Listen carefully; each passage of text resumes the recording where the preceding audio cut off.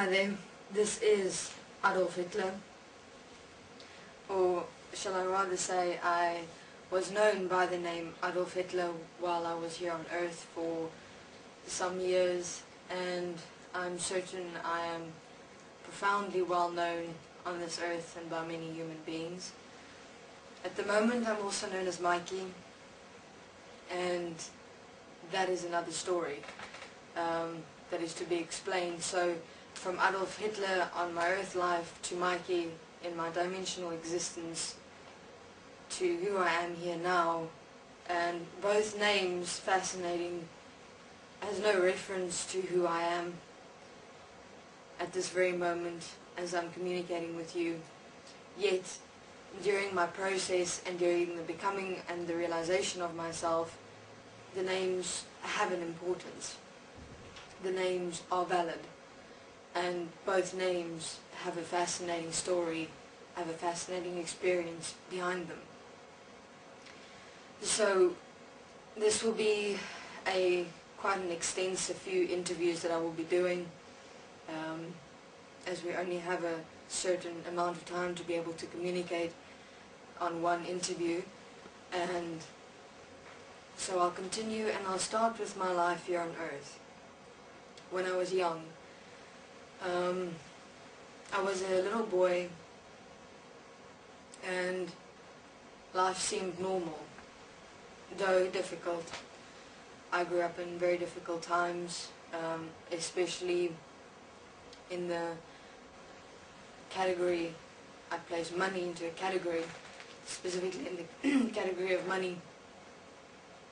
And though I was very content with myself, as many young children are, excuse me, as many young children are, nothing really bothers them. There exist no fears yet, there exists no anger, there exist no emotions, no feelings that preoccupy them, as I would refer to it. Children don't yet have those concerns that grown-ups do. And I used to enjoy the simplicities of merely walking in nature, walking amongst the trees, the plants, feeling them brushing on my hands, on my feet as I'd walk barefoot, walking on the paths in my town, feeling the stones on my feet, feeling the ground on my feet, feeling the sun on my skin. The awareness of all that surrounds you when you're a child is magnificent. And it's interesting because it's as though that beauty that you experience, not only within yourself but also within this world, disappears as you become older.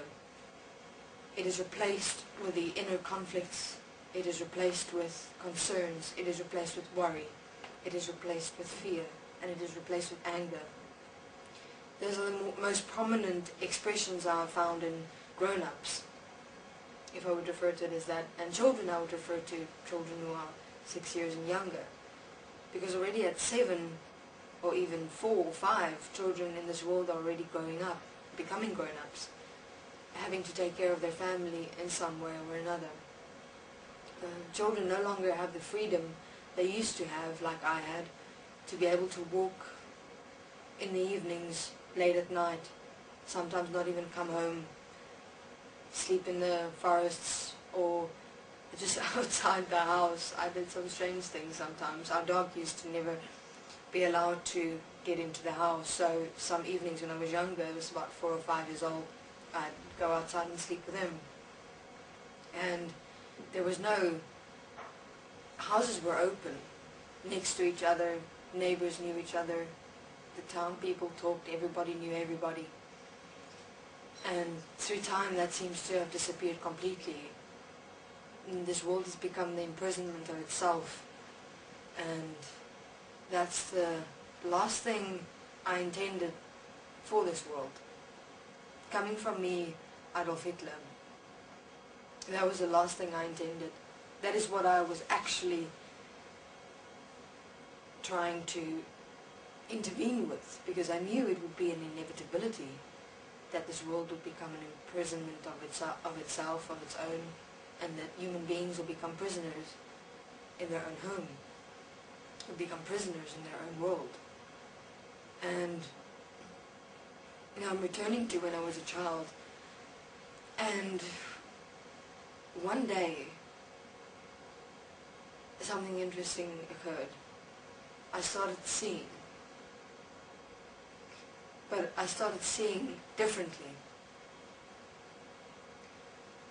As a child, as a child there was always something within me hindering me. Like in my solar plexus, that there's something wrong in this world. Everything seemed tranquil, everything seemed peaceful, everything seemed perfect, too perfect. When I looked at this world, as a child, walking along the paths, walking in the forests, experiencing the feeling of the grass and the plants and the flowers on my hands, the sun on my face. Sometimes even when it rained, I enjoyed it, standing in the rain, having the raindrops fall on my skin, experiencing that moment of the water dripping down your face, as though caressing you in a way. I always thought that it was God, kind of saying hello, because in those raindrops it really felt as though someone was just brushing my face, and a warm sense of safety, a warm sense of peace and love resonated within me as an experience when I stood in that rain. And it would just open my arms, and it's like you're standing there absolutely vulnerable, absolutely open, no fear. And in that moment it's like you're in God's presence.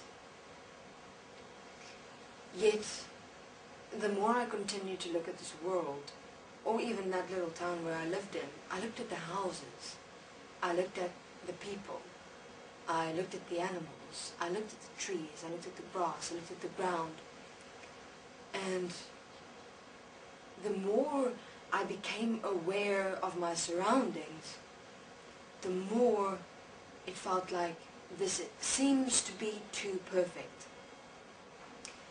It seems to be too in place. It seems to be designed.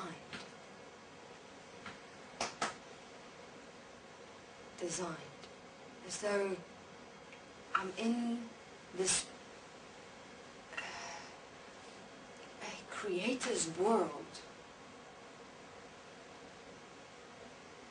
I don't believe in a God, but that experience of the rain was the experience of God. And I wondered, that experience of me, is it that God essence that has designed all of this? If yes, who am I in this, and what am I doing here? So I'll continue with that in my second interview. Thanks.